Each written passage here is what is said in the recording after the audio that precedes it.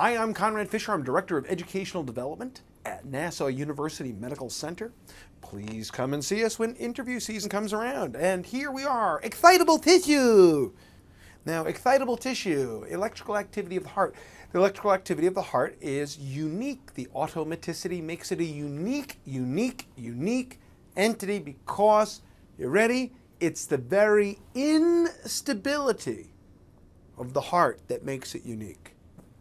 The heart is special because it is in fact unstable. That means that nodal tissue, like the SA node. Why is it that the heart is unique? Because it doesn't stay constant. You see, phase 4 doesn't stay constant. Phase 4 of the action potential is moving. See, other action potentials are constant, they depolarize, they come back. They're constant, they depolarize, they come back. But SA nodal tissue is unstable. Unstable.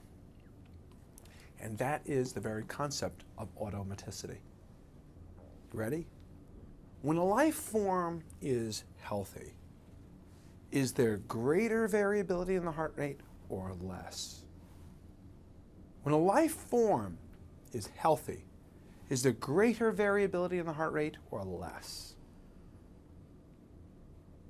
The answer is there is greater variability.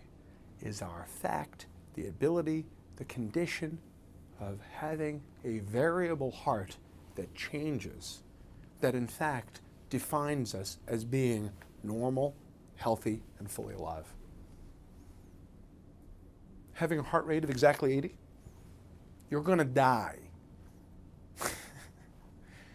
As human beings age, get older, wear out, in fact, their heart rate becomes more narrow in range, just like their thinking. So a normal person, a healthy person, can have a heart that's one way this way today and one way the other. And now you could sit around and go, hey, why is that? Well, my heart used to be this way, one way, okay, a couple weeks ago, now my heart's another way today.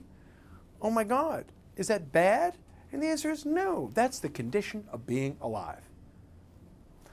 So, hearts, as they age, become sick and closer to death, narrow their range of rate. And hearts that are healthy and alive have a broader range.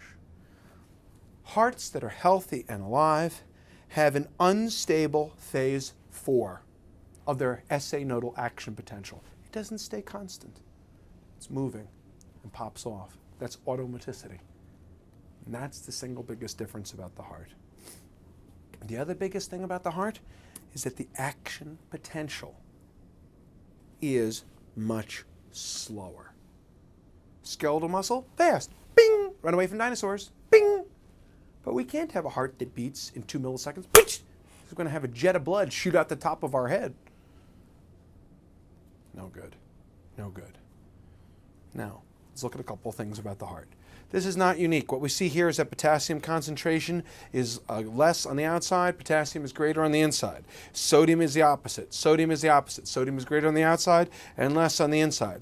The equilibrium potential has to do with the fact of the electrical constant, that in other words, there will continue to be a conduction of these ions until it hits their equilibrium potential. In other words, the equilibrium potential of the potassium at minus 90, 94, like this, means that basically until it hits minus 94 in terms of its interior, the negative charge inside the cell, you'll continue to have a certain amount of conductance. Now, these numbers are not as important for us to memorize. The fundamental concept is there's more potassium inside cells than there is outside cells. And we say ventricular muscle cell here, but the truth is it's all cells. There isn't any cell that doesn't have more potassium on the inside than there is on the outside. That's all of them. And the other thing is the greatest determinant of action potentials is, and transmembrane conductance is potassium.